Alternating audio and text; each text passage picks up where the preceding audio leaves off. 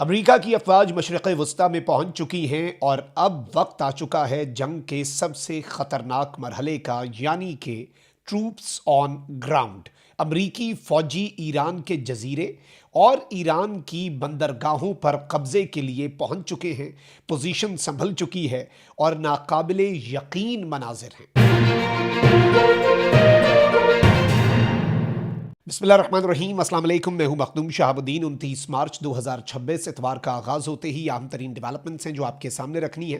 नाज़रीन इकराम, एक जानब तो ईरान की अमरीका और इसराइल से जंग की कुछ लेटेस्ट डेवलपमेंट्स को डिस्कस कर लेंगे, वहीं दूसरी जानब अमरीका ने जो एक एंट्री दी है इस जंग के अंदर अब, और मुज़ाकरात के दौरान ये डेवलपमेंट बहुत इंपॉर्टेंट है क्योंकि अमरीका यूँ लग रहा है कि अब आर्म ट्विस्टिंग करके अपने मसल्स दिखाएगा, अपनी ताकत दिखाएगा और ईरान का बाजू मरोड़ कर ईरान पर ज़मीनी हमला करके अपने फ़ौजी ईरान के किसी जजीरे पर या ईरान के किसी बंदरगाह पर कब्ज़ा करके अमरीका को ये लग रहा है कि वो ईरान पर प्रेशर बिल्ड कर सकता है। ये सारी चीज़ें डिस्कस करते हैं, लेकिन वीडियो को लाइक ज़रूर करें और कमेंट सेक्शन में राय का इजहार जो है वो भी आपने ज़रूर करना है।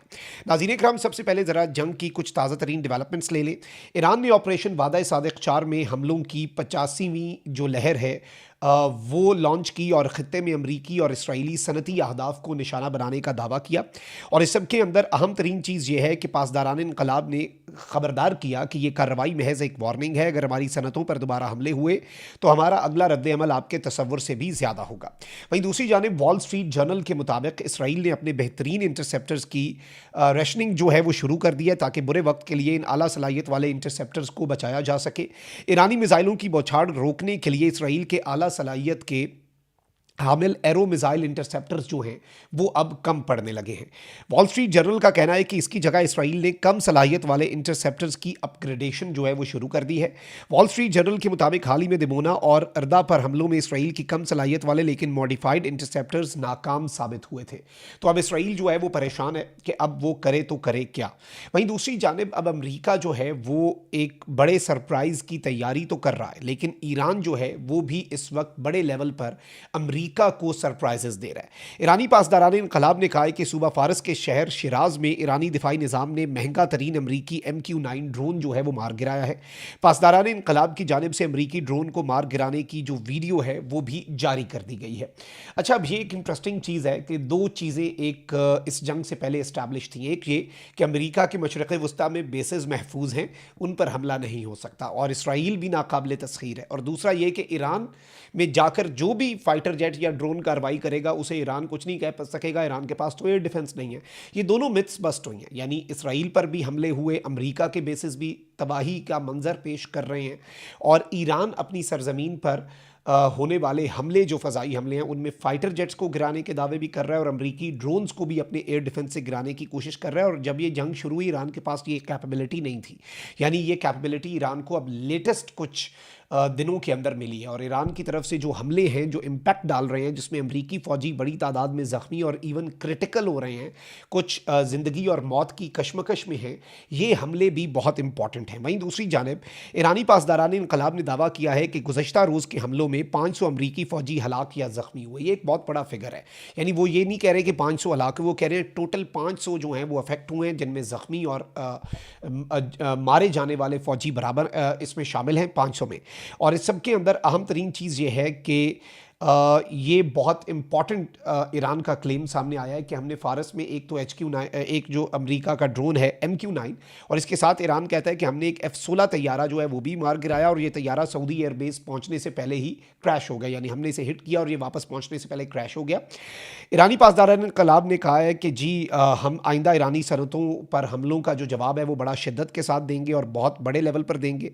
और इस सब के अंदर एक और डेवलपमेंट ये सामने आ रही है नाज़रीन इकराम कि ईरान ने मशरक़ वस्ता के अहम तरीन ममालिक के ऊपर भी रात गए हमले किए। कुवैत इंटरनेशनल एयरपोर्ट जो है उस पर तबाही के मनाजिर देखे गए। दुबई इंटरनेशनल एयरपोर्ट के ऊपर ईरान ने हमले किए और वो ममालिक जो डायरेक्टली अमरीका के साथ हैं शायद इस जंग के अंदर, उन ममालिक को भी ईरान की तरफ से हिट किया जा रहा है।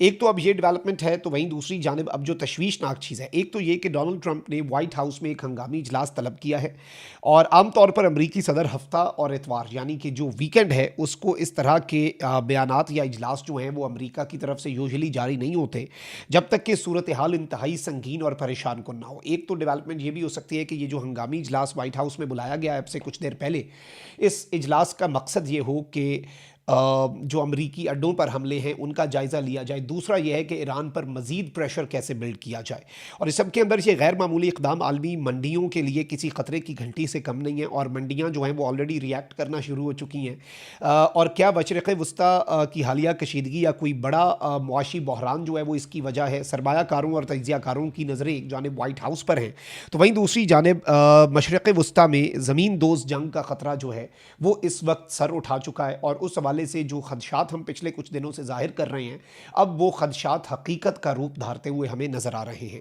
अमरीकी सेंट्रल कमांड सेंटकॉम के मुताबिक 3500 मरीन्स और सेलर्स पर मुश्तमिल एक बड़ा फौजी दस्ता खित्ते में पहुंच चुका है। यानी इससे पहले तो ये खबर थी ना कि वो रवाना हो चुका है। तो अब याद रखिएगा अमरीका के जो बेसिस हैं, न्यूयॉर्क टाइम्स कह रहा है 13 बेसिस तबाह हैं। अमरीका के मुतअद्दिद बेसिस से अमरीकी फौजियों का इनखला करके उन्हें मिडल ईस्ट के जिस जिस मुल्क के अंदर ये बेसिस थे वहां पर होटलों में शिफ्ट कर दिया गया है।